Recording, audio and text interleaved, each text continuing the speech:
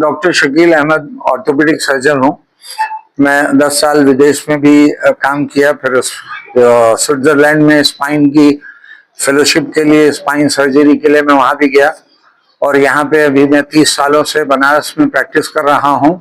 लेकिन हम लोगों ने जो सर्जरी उस वक्त वहां सीखी और जो किया, वो रीढ़ की हड्डी के लिए, उसके अंदर जो डिस्क की प्रॉब्लम आती है, शियाटिका की प्रॉब्लम आती है, उसकी सर्जरी हम लोग करते रहे। लेकिन पहले इसको हम लोगों को रीढ़ की हड्डी को खोल के या उसमें थोड़ा सा मिनिमल छेद से उसके अंदर जाके उसको ऑपरेशन करते थे।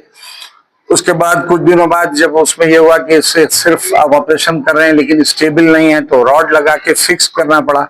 अब उसमें नई टेक्निक आ गई कि आप एंडोस्कोप से बिना रीढ़ की हड्डी को खोले एक छोटे से छेद से डिस्क की प्रॉब्लम को, पर्टिकुलरली फ्रैक्चर नहीं लेकिन डिस्क की प्रॉब्लम, जो शियाटिका की कॉमन प्रॉब्लम हमारे यहाँ जवान लड़कों को या जवान आदमियों को जो एक्स्ट्रा मेहनत करके डिस्क की शियाटिका जिसको बोलते हैं लोगों ने कर लिया है, उसके लिए दूरबीन से ये ऑपरेशन खाली उस छेद से, जैसे L4-5 है, L5S1 है, S1 के नीचे, तो उससे उस डिस्क को निकालते हैं दूरबीन से।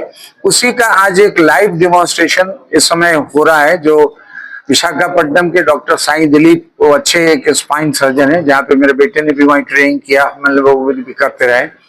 तो अब वो लाइव सर्जरी डेमोन्स्ट्रेट कर रहे हैं। वो भी एक डॉक्टर के लिए इस वक्त हो रहा है, जो कि खुद सर्जरी के दौरान उसको ये प्रॉब्लम हुई है और उसके पैरों में दर्द उसके आने लगा। और अभी तो वीकनेस नहीं है लेकिन उसको नम्बनेस लगातार है। उसकी वजह से उसका डिस्क का एंडोस्कोपिक रिमूवल हो रहा है, डिस्क का डिकम्प्रेशन हो रहा है कॉर्ड का। और इस ऑपरेशन से यंग पेशेंट में बहुत जल्दी रिकवरी, बिना कोई लंबे ऑपरेशन या बेड रेस्ट के उसका ऑपरेशन सक्सेसफुल हो जाता है, उसकी नर्व डिकम्प्रेस हो जाती है, उसका पेन फिनिश हो जाता है और कोई रेस्ट करने की जरूरत नहीं पड़ती, because he can be mobilize within 2 days. So that's one beneficial. You don't have to open now. You don't have to have fix anymore because you have not opened, तो कोई unstability नहीं है, तो you don't have to open, you don't have to fix.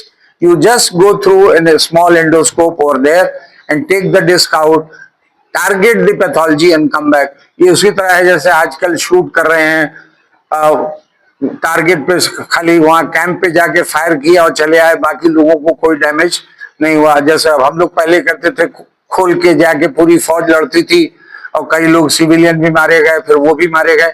इसमें civilians का और दूसरे लोगों का कोई खतरा नहीं, because you are just hitting the target and coming back with a single small hole and come back. Patient is all right, can walk after 2 days.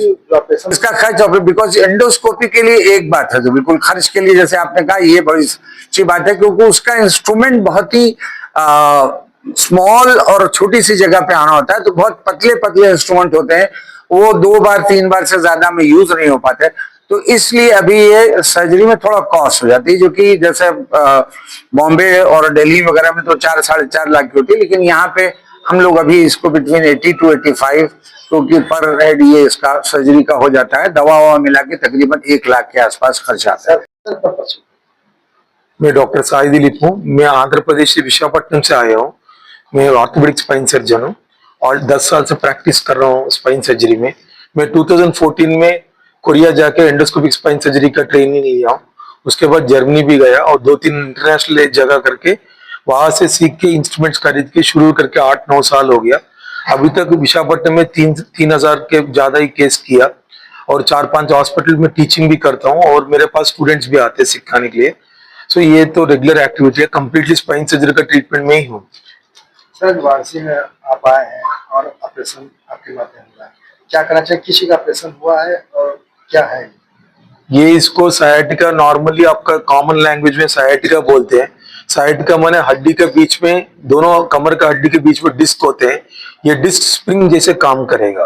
क्यों स्प्रिंग जैसे काम करेगा? क्योंकि हड्डी हार्ड है, वो नस को दबाने से नस को दिक्कत हो जाएगा। लेकिन क्या सपोर्ट करने वाला डिस्क ही आपका काम वजह से, झुकने वजह से, कुछ लोग गिरने वजह से, कुछ लोग स्लिप होने वजह से ये डिस्क पतला होके बाहर आके नस को दबा देते हैं। ये नस को दबाने से हमको ब्रेन से आने वाला नस का सिग्नल्स, नीचे तक जाने वाला सिग्नल्स को अंतर हो जाएगा। लक्षण क्या रहते हैं?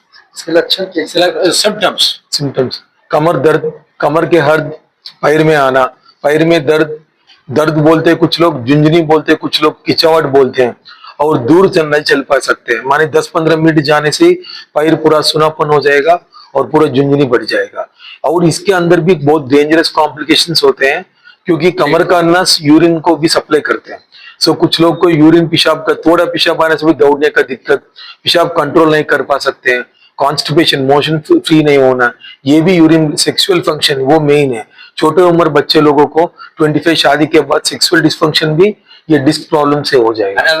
उम्र की बात